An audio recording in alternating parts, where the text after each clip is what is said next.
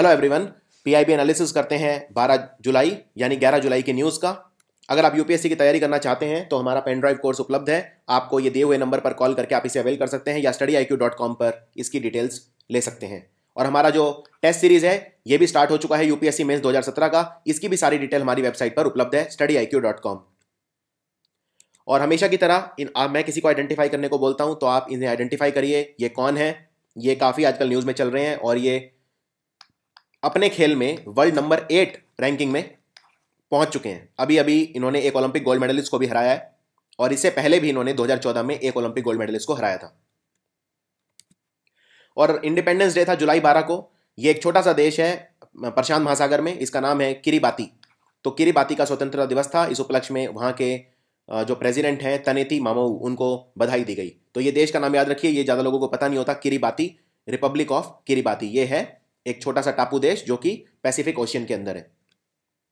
अब बात करते हैं मिनिस्ट्री ऑफ सिविल एविएशन की तरफ से, यानी नागरिक उड्डयन विभाग की तरफ से। नागरिक उड्डयन विभाग ने अपनी जो ऐप है इनकी एयर सेवा, याद रखिए ये एक मोबाइल ऐप भी है और ये एक वेबसाइट भी है, दोनों है, यानी वेब पोर्टल भी है और मोबाइल ऐप भी है। और ये iOS और एंड्रॉयड दोनों पर उपलब्ध है। ये अब इसको अपग्रेड करना चाहते हैं, इसका नया वर्जन लाना चाहते हैं जिसका नाम है एयर सेवा द्वितीय। तो इसको ये अपग्रेड करना चाहते हैं। तो इसके लिए इन्होंने सजेशन मांगे हैं कि कैसे इसे अपग्रेड कर सकते हैं। तो बेसिकली ये ऐप है क्या? ये ऐप ये है कि एयर ट्रैवल कन्वीनियंट हो जाए और हैसल फ्री, यानी कोई शिकायतें ना आए, इसके लिए ये लॉन्च की गई थी नवंबर 2016 के अंदर। और ये अभी तक सक्सेसफुल है। 19,000 लोगों ने ये ऐप डाउनलोड कर ली है। 19,000 वैसे तो बड़ा नंबर नहीं होता, लेकिन अगर आप देखें कि भारत में जो एरोप्लेन से यात्री जो ट्रैवल करते हैं उनका नंबर देखें तो ये काफ़ी सिग्निफिकेंट है। 19,000 डाउनलोड हो चुके हैं और 90% से ज़्यादा 92% शिकायतों का निवारण भी हो चुका है। 65,000 लोग इनकी वेबसाइट भी हिट कर चुके हैं। तो ये ऐप क्या है मैं बता देता हूँ। ये है ऐप, ये इसके फोटो हैं। आप ऐप डाउनलोड करिए, एयर सेवा। एयर सेवा में आपको ग्रीवेंसेस रिड्रेसल मिलेंगे, यानी शिकायतें दर्ज कर सकते हैं। इतना ही नहीं, आप अपनी शिकायतें ऑडियो या वीडियो के रूप में भी दर्ज कर सकते हैं, रिकॉर्ड करके भी अपलोड कर सकते हैं। और आपकी शिकायतों का आपको स्टेटस भी पता चल जाएगा कि वो पेंडिंग है या पूरी हो चुकी है। तो इस तरह पेंडिंग लिखाएगा मतलब अभी उस पर काम चल रहा है, क्लोज मतलब उसका निवारण हो चुका है। आपको सारी फ्लाइट की जानकारी मिलेगी, सारी फ्लाइट्स की डिटेल आपको उपलब्ध होंगी, सारे टर्मिनल्स की। इसके अलावा आप अपना एयर ट्रैवल प्लान कर सकते हैं। सारी टाइमिंग्स भी उपलब्ध होंगी और कहाँ से कहाँ तक फ्लाइट जा रही है, सारे एयरपोर्ट ऑपरेटर्स की डिटेल वगैरह मिलेगी और पूरा एकदम ऑफिशियल करेक्ट स्टेटस आपको मिलेगा। इसके अलावा मौसम की जानकारी भी मिलेगी, अगर कोई फ्लाइट डिले वगैरह हो जाती है वो सब भी आपको इसमें मिलेगा। इसके अलावा एयरपोर्ट पे वाईफाई फैसिलिटी और जो रिलैक्सिंग रूम वगैरह इन सब की जानकारी भी इस पर आपको मिलेगी। तो इसमें क्या क्या आपको पता चलता है? कोई फ्लाइट डिले हो गई तो रिफंड्स, अगर आपको कोई प्रॉब्लम में रिफंड में कोई प्रॉब्लम आ रही है तो दर्ज कर सकते हैं। लॉन्ग क्यूज़ वगैरह ये सब काफ़ी हमारी हमेशा से प्रॉब्लम रही हैं, तो इनको इनके निपटाने के लिए हमने ये स्कीम शुरू की थी, एयर सेवा। तो इसमें हमने एक सिस्टमेटिक मैनर में स्टार्ट की थी, ना कि सिर्फ इमरजेंसी बेसिस पे कोई प्रॉब्लम सॉल्व करना। हमारा पर्पज़ ये था कि हम सिस्टमेटिक तरीके से शिकायतों को सॉल्व करें। और ये पिछले साल नवंबर में लॉन्च हुई थी, 26 नवंबर 2016।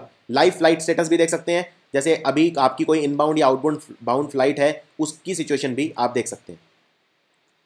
और ग्रीवेंसेस रिड्रेसल के लिए बहुत अच्छा मैकेनिज्म है इसके ऊपर, वन स्टॉप सोल्यूशन है ये। इस पर कोई भी शिकायत हो तो आप ऑडियो वीडियो या टेक्स्ट के रूप में दर्ज कर सकते हैं। और ये है इनकी वेबसाइट एयर सेवा, ये वेबसाइट है। और मोबाइल ऐप मैंने आपको दिखा दी। वेबसाइट पे भी सेम ही चीज़ है जो ऐप के ऊपर है। इसमें flight detail, airport information, grievances redressal, सारे वही ऑप्शंस हैं। और फ्लाइट स्टेटस, फ्लाइट स्केड्यूल और लाइव फ्लाइट स्टेटस, इस पर आप लॉगिन कर सकते हैं। इसके अलावा ग्रीवेंसेस रिड्रेसल का भी बहुत अच्छा इस पर एक वो बनाया हुआ है।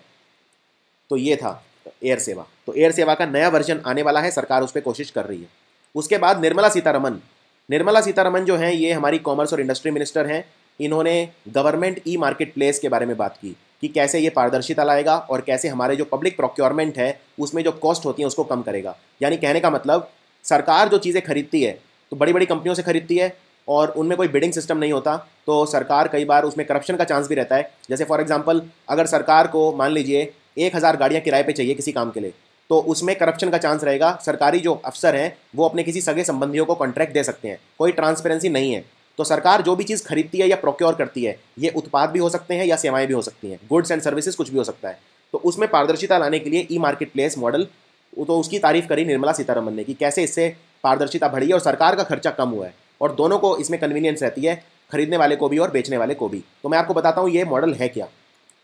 ये जो मॉडल है ये नरेंद्र मोदी जी का आइडिया था और ये सरकार लेके आई। इन्होंने पूरा मार्केट प्लेस क्या होता है, जहाँ पे खरीदने वाले और बेचने वाले होते हैं, उसे हम कहते हैं मार्केट प्लेस, उसको इलेक्ट्रॉनिक बना दिया। यानी सरकार का कोई भी महकमा, कोई भी डिपार्टमेंट तक होगा, उसे कुछ भी खरीदना है तो वो गवर्नमेंट ई मार्केट प्लेस के थ्रू खरीदेगा, छुपा कर नहीं खरीदेगा। और इस पर 3 चीज़ें हैं जिनसे बहुत अच्छी पारदर्शिता आ गई है। एक है इलेक्ट्रॉनिक बिडिंग, एक है रिवर्स ई ऑक्शन और तीसरा है डिमांड एग्रीगेशन। ये तीनों क्या होते हैं मैं अभी डिटेल में बताता हूँ। उसके अलावा इस पर एक और चीज़ है कि जो पेमेंट होगी वो फटाफट हो जाएगी। इनफैक्ट निर्मला सीतारमन ने कहा कि 10 दिन के अंदर अंदर पेमेंट हो जाएगी। सो ये एक इम्पॉर्टेंट है। और जो परचेजेस हैं इस पर, उसके लिए एक रूल को भी चेंज किया गया है। इसमें नया रूल डाला है, rule number 149 in the general financial rule 2017। अब मैं आपको पूरा डिटेल में समझाता हूँ ये सिस्टम है क्या। पहले मैं आपको ये वेबसाइट भी दिखा देता हूँ एक बार। देखिए ये वेबसाइट है, इसका नाम है गवर्नमेंट ई मार्केट प्लेस। आप इसे खोल सकते हैं, कोई भी खोल सकता है। अब देखिए इसमें आप रजिस्टर करेंगे, पहले ये आपसे पूछेगा कौन सा ऑर्गेनाइजेशन है आपका, क्या आप सेंट्रल गवर्नमेंट से हो, स्टेट गवर्नमेंट से हो। तो ऐसा नहीं, कोई भी इस पर रजिस्टर कर देगा। इस पर सिर्फ सरकारी महकमे ही, उनके कर्मचारी रजिस्टर कर सकते हैं। अब मैंने भी कोशिश की रजिस्टर करने की, मैंने देखा सारी डिटेल्स भर दी, लेकिन जब मैंने ईमेल डाला, अब ईमेल मेरे पास नॉर्मल ईमेल था gaurav.studyiq@gmail.com, तो इन्होंने मना कर दिया। क्यों? सरकार की आईडी होनी चाहिए, यानी सरकार जो हमें हमारी ऑफिशियल जो आईडी देती है उसी से रजिस्टर कर सकते हो। तो काफ़ी सिक्योर है ये पोर्टल। और फिर इस पर देखिए यहाँ पे ये प्रोडक्ट सरकार को, जैसे फॉर एग्जांपल हमारा जो मिनिस्ट्री ऑफ एक्सटर्नल अफेयर है, हमारा जो उसे 65 इंक चाहिए, शाही की बोतलें चाहिए, उसके लिए भी बिडिंग होगी। यानी अगर आप बेचने वाले हैं तो यहाँ पे बिड कर दीजिए अपना प्राइस कि भाई इतने रुपए में बेचूंगा। अगर मान लीजिए 65 इंक की बोतल आपकी दुकान है, आप बेचते हैं 1000 रुपये में, कोई कहेगा मैं 900 में बेचूंगा, कोई कहेगा मैं 800 में, तो सरकार इसमें डिसाइड कर सकती है कि सबसे कम प्राइस पे सबसे अच्छा प्राइस कौन दे रहा है। यानी कि ये एक रिवर्स ऑक्शन का एग्जाम्पल है। देखिए ऑक्शन मतलब क्या होता है? नीलामी।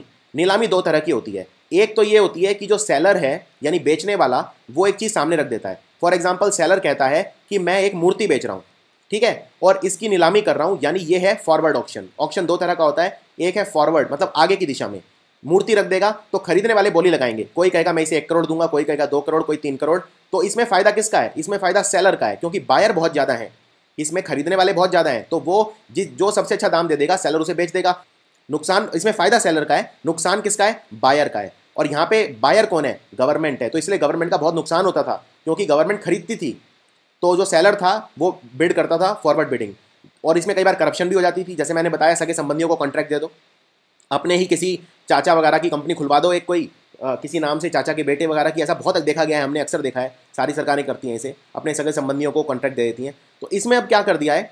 इसमें बैकवर्ड ऑक्शन कर दिया है, रिवर्स ऑक्शन जिसे बोलते हैं, फॉरवर्ड नहीं, रिवर्स ऑक्शन। रिवर्स ऑक्शन में ये होता है कि अब सरकार ने बता दिया कि भाई मुझे चाहिए 65 शाही की बोतलें इस डिपार्टमेंट के अंदर। अब ये जो बेचने वाले हैं सारे, ये अपना अपना दाम बताएंगे मैं कितने में बेचूंगा। तो इसमें फ़ायदा किसका है? इसमें बायर का फ़ायदा है, खरीदने वाले का फ़ायदा है। तो इसमें फ़ायदा सरकार का है, इसको बोलते हैं रिवर्स ऑक्शन। तो मैं आपको ये 3 चीज़ें बताता हूँ जिनसे बहुत फ़ायदा हो रहा है। पहला तो रिवर्स ऑक्शन, दूसरा इलेक्ट्रॉनिक बिडिंग। इलेक्ट्रॉनिक बिडिंग ये होती है कि जो भी नीलामी है वो इलेक्ट्रॉनिक हो जाएगी, यानी ट्रांसपेरेंट हो जाएगी, छुप के नहीं होगी। क्योंकि इसमें मैं आपको बड़ा एक प्रैक्टिकल एग्जांपल बताता हूँ इलेक्ट्रॉनिक बिडिंग से, जो हमारे जो चोर मंत्री हैं वो कैसे कमाते थे। मान लीजिए कोई पुल बनना है उत्तर प्रदेश में, ठीक है, और वो पुल बनना है लेट से 1000 करोड़ का, लगभग 1000 करोड़ रुपए उसमें एस्टिमेट है कि आएगा। सरकार ने कहा कि ठीक है, आप अपना टेंडर, सरकार टेंडर निकालती है, आप टेंडर इशू कर दो और उसमें लोगों से इन्वाइट करो कि कितने का बना देंगे। अब ये जो कंस्ट्रक्शन वाला डिपार्टमेंट है, इसमें आप किसी मंत्री से या मंत्री के जो पीए वगैरह होते हैं उनसे सेटिंग कर लो। उनसे आपने जब सेटिंग एक बार कर ली, तो अब देखिए इसमें क्या होता है। तो और ये क्लोज्ड ऑक्शन होता है। क्लोज्ड ऑक्शन मतलब ये पता नहीं चल पाएगा बाकियों को, क्योंकि अगर बाकियों को पता चल जाएगा तो वो उससे कम प्राइस बताएंगे। फॉर एग्जांपल सरकार ने टेंडर इशू कर दिया कि भाई मुझे पुल बनाना है और आप अपना प्राइस बताओ। और सरकार के दिमाग में एक एस्टिमेट ये कि 1000 करोड़ के आसपास का ये पुल होना चाहिए हमारे हिसाब से। तो चलिए मान लीजिए पहली कंपनी ने कहा कि मैं इसे 900 करोड़ में बना दूंगा। अगर ये क्लोज्ड ऑक्शन नहीं है, ओपन ऑक्शन है, तो सबको पता चल जाएगा इसने 900 करोड़ बोला है, तो कॉन्ट्रैक्ट लेने के लिए दूसरी कंपनी बोलेगी मैं इसे 850 में बना दूंगा, फिर बोलेगी 830 में बना दूंगा। तो ये ओपन ऑक्शन है। तो पहले क्लोज ऑक्शन होता था, तो इसमें 900 करोड़ बोला, 850 करोड़ बोला, 830 बोला। अब इसमें अगर आपने मंत्री से सेटिंग कर ली, तो मंत्री क्या कहेगा कि एक काम करो, ये जो जिसने 1000 करोड़ बोला है आप इसी को कॉन्ट्रैक्ट दे दो, जबकि उससे जो नीचे वाली रकम है वो भी अवेलेबल थी, जो नीचे वाली बिडिंग है वो भी अवेलेबल थी, लेकिन इनको दे दो। और ये 1000 करोड़ जो है इसमें वो उनका सेटिंग हो जाती थी कि मेरा 200 करोड़ ले लेना। यानी कि जो सबसे कम दे रहा है सरकार उसको कॉन्ट्रैक्ट नहीं देती थी, ज़्यादा बोलने वाले को ही दे देती थी। तो ये एक तरीका था पैसा बनाने का बिडिंग में। अब इलेक्ट्रॉनिक बिडिंग कर दी है तो सारा ट्रांसपेरेंट है, इलेक्ट्रॉनिक है, तो इसमें ट्रांसपेरेंसी है, मतलब जो घपले हैं उसके चांसेस कम है। डिमांड एग्रीगेशन क्या होता है? देखिए ये भी एक फ़ायदेमंद चीज़ है। अब सरकार को कोई एक चीज़ तो खरीदनी नहीं होती, तो सरकार को बहुत सारी चीज़ें खरीदनी होती हैं। तो डिमांड एग्रीगेशन के अंदर जो इंडिविजुअल डिमांड है वो सारी मिल जाती है और बन जाती है डिमांड एग्रीगेशन, यानी एग्रीगेटेड डिमांड।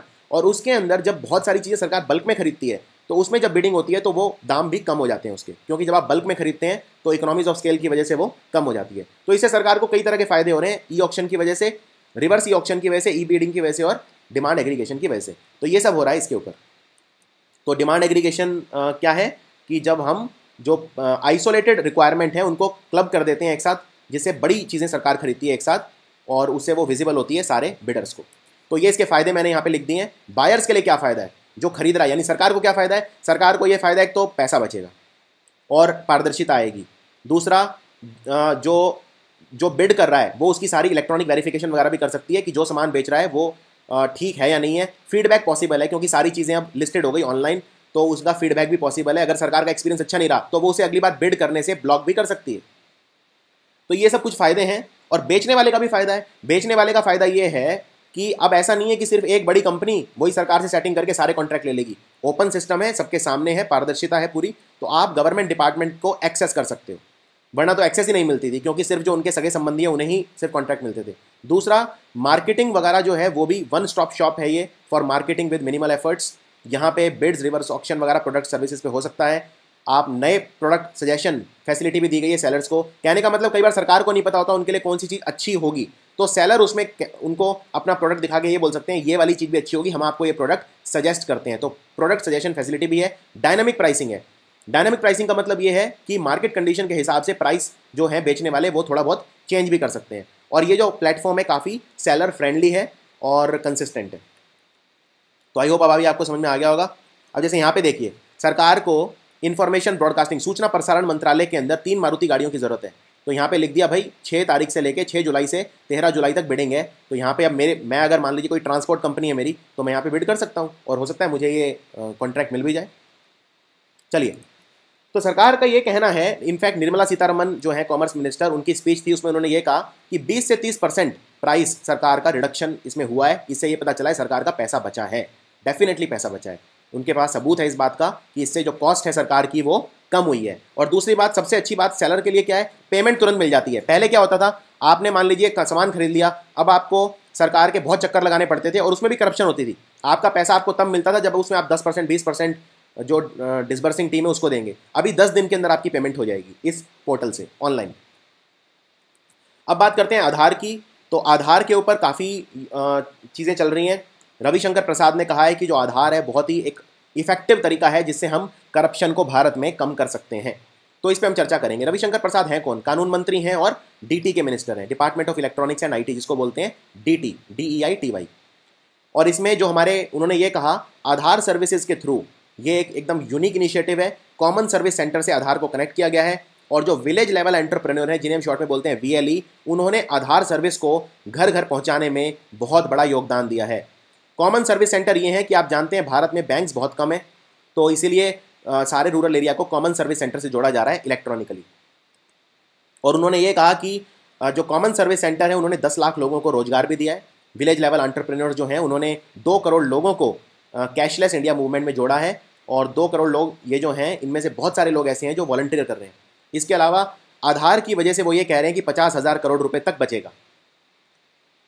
दूसरी बात, 116 करोड़ लोग हैं भारत में जो ऑलरेडी आधार से जुड़ चुके हैं, ये भी कहा गया उन्हें, उन्होंने कहा। और इसमें कॉमन सर्विस सेंटर का बहुत बड़ा हाथ है और VLE यानी विलेज लेवल एंटरप्रेन्योर्स का भी बहुत बड़ा हाथ है, जो घर घर जाके लोगों को आधार से जुड़ने के लिए प्रेरित कर रहे हैं।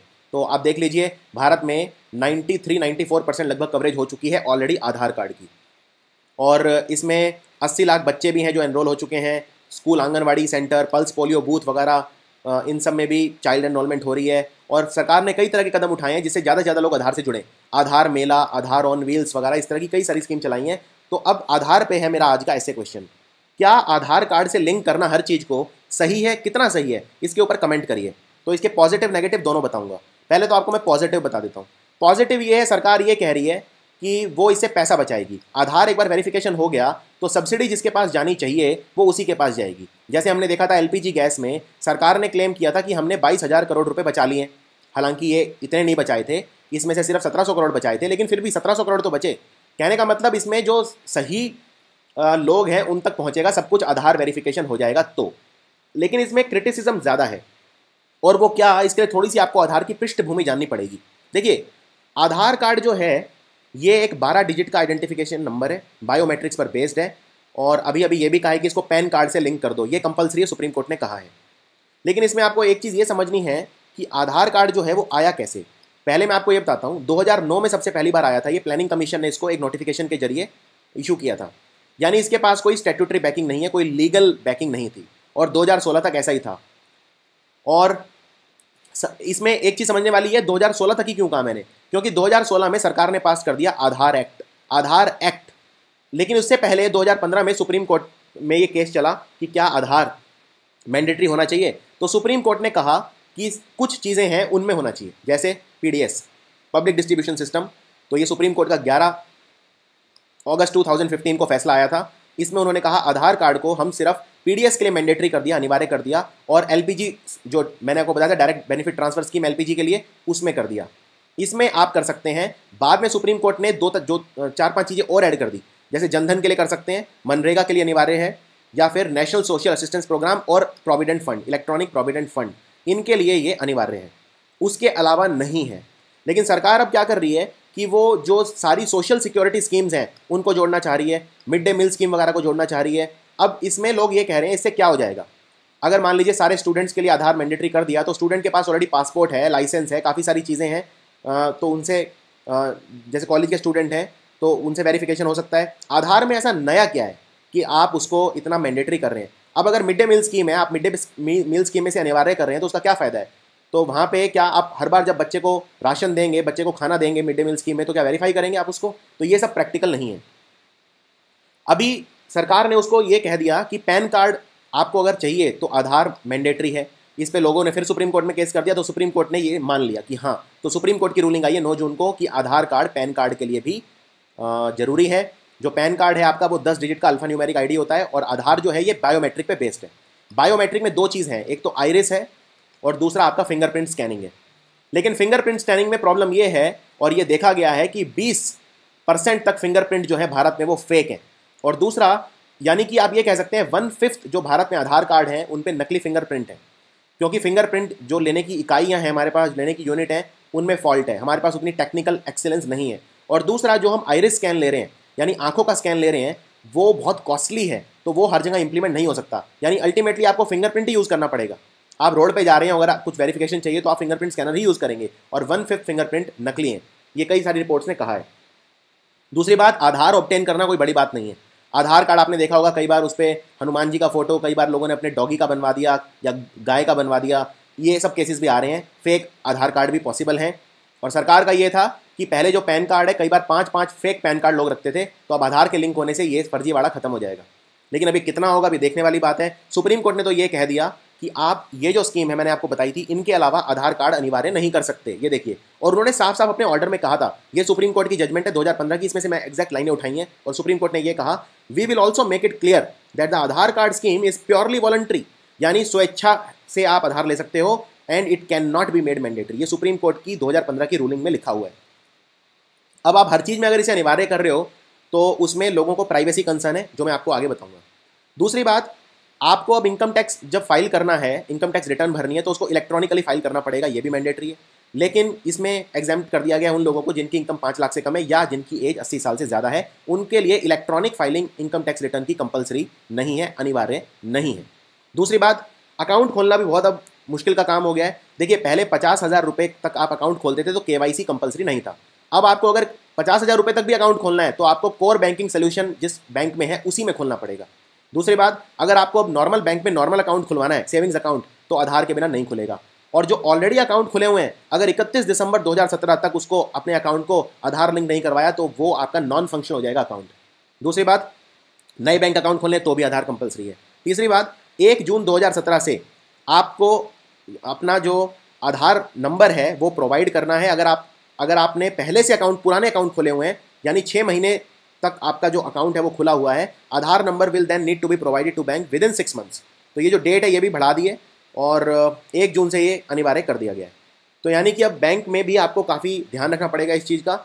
इतना ही नहीं, अगर आप 50,000 रुपये से ऊपर की कोई भी ट्रांजैक्शन कर रहे हैं तो वहाँ पे भी आधार नंबर ज़रूरी होगा। ये सब मैं आपको बता चुका हूँ। अब इसमें मैं आपको बताता हूँ क्रिटिसिज्म क्या है। पहला तो ये कि ये प्रैक्टिकल नहीं है, पहली बात। और इसमें सबसे बड़ा जो कंसर्न है वो है प्राइवेसी का कंसर्न।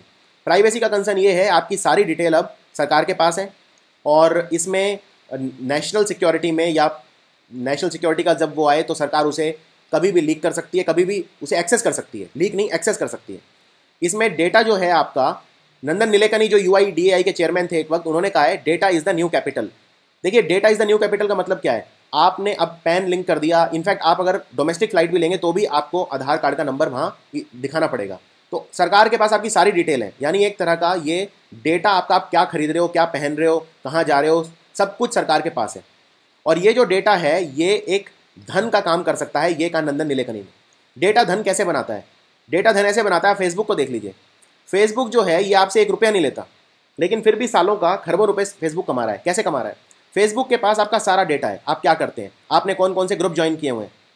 तो फॉर एग्जांपल मान लीजिए मैं कोई गाड़ी बनाने वाली कंपनी हूँ, मैं मान लीजिए मारुति हूँ, और मैं फेसबुक पे ऐड करना चाहता हूँ। तो फेसबुक के पास सारा डेटा है उन लोगों का जिनके पास गाड़ी है, क्योंकि जब आप कोई गाड़ी खरीदते हैं या गाड़ी के लिए कोई ग्रुप ज्वाइन करते हैं, गाड़ी के कोई पेज लाइक करते हैं, मतलब आप गाड़ी में इंटरेस्टेड हैं, तो फेसबुक के पास वो सारा डेटा है। तो फेसबुक सिर्फ उन्हीं ग्रुप्स में आप ऐड कर सकते हैं, यानी कस्टमाइज ऐड कर सकते हैं। फेसबुक के पास आपका आपका बर्थ आपका फ़ोन नंबर है, फ़ोन नंबर के बिना वेरीफाई नहीं होता, और आपकी सारी डिटेल्स हैं, जैसे आपका बर्थडे, आपका ईयर, आपके सारे फ्रेंड्स लिस्ट, आप क्या क्या कर रहे हैं, क्या क्या एक्सेस कर रहे हैं, कौन कौन से ग्रुप ज्वाइन किए हुए हैं, उनसे पता चल जाता है कि आपने क्या क्या ज्वाइन किया हुआ है और आपके इंटरेस्ट चीज़ें क्या क्या हैं। तो उसी हिसाब से फिर फेसबुक वो डेटा कंपनीज को सेल करता है और उससे कमाता है। और नंदन नीलेकनी ने यह कहा कि ये भारत के पास भी तरीका है, भारत का जो इतना बड़ा डेटा है इससे हम रिच कंट्री बन सकते हैं एक पुअर कंट्री से। तो ये सब काफ़ी इंपॉर्टेंट है। अब जो सरकार ने 2016 में आधार एक्ट लेके आई है, ये सुप्रीम कोर्ट की रूलिंग के खिलाफ हो सकता है, ये सुप्रीम कोर्ट में केस चल रहा है। तो ये अभी इस पर फैसला आएगा, आई थिंक 17 जुलाई ये डेट है जब सुप्रीम कोर्ट फैसला देगा कि क्या सोशल सिक्योरिटी स्कीम्स वगैरह के लिए भी आधार मैंडेटरी है या नहीं है। इसके अलावा सरकार के पास आपका PDS, health information, mobile number, financial detail, purchase, loan, सब कुछ अब आ जाएगा। और मैंने जैसा बताया आधार को ऑब्टेन करना भी आसान है। टेक्निकल प्रॉब्लम भी आ सकती हैं, जैसे फॉर एग्जांपल मैंने आपको बताया कि जो आइरिस स्कैन वगैरह है उसकी फैसिलिटी अवेलेबल नहीं है। झारखंड और राजस्थान में देखा गया कि बहुत सारे लोग हैं वो बेनिफिट ले ही नहीं पा रहे हैं, क्योंकि उनका जो फिंगरप्रिंट वगैरह था वो मैच ही नहीं हो रहा है, जबकि वो उन्होंने अपना खुद का फिंगरप्रिंट दिया था। यानी 20% केस में जो मिसमैचिंग हो रही थी उनका इन्हें वो करना पड़ रहा है, उठाना पड़ रहा है। दूसरी बात, डेटा लीक बहुत ज़्यादा पॉसिबल है। कोई भी डेटा दुनिया का इतना सिक्योर नहीं होता। जैसे रशिया के हैकर हैं, उन्होंने टर्की का UIDAI डेटाबेस पूरा पब्लिक कर दिया था। टर्की के पास भी, जैसे भारत में आधार है, उनके पास भी अपना खुद का UIDAI है, वो पूरा लीक हो गया था। तो डेटा हमेशा वल्नरेबल होता है, और ये डेटा अगर गलत हाथों में चला जाए तो इसका काफ़ी भयंकर परिणाम हमें भुगतना पड़ सकता है। अब जैसे अगर आप बैंक से लिंक कर रहे हैं इसको, पैन कार्ड वगैरह से, तो आपकी बैंक डिटेल वगैरह ये सब भी लीक हो सकती हैं आगे जाके। तो इसमें प्राइवेसी कंसर्न बहुत ज़्यादा है। देखना होगा, आने वाले समय में थोड़ा और पता चलेगा आधार के बारे में। लेकिन सरकार का पॉइंट ये है कि इससे मेन पॉइंट ये है, हमारे पास पहली बार भारत में एक सेंट्रलाइज्ड डेटाबेस होगा हर सिटीजन का। तो ये था आज का वीडियो। छोटा वीडियो था, उतनी न्यूज़ नहीं थी आज, और बाकी मैं कल कवर करूँगा बाकी न्यूज़। देखते रहिए स्टडी IQ।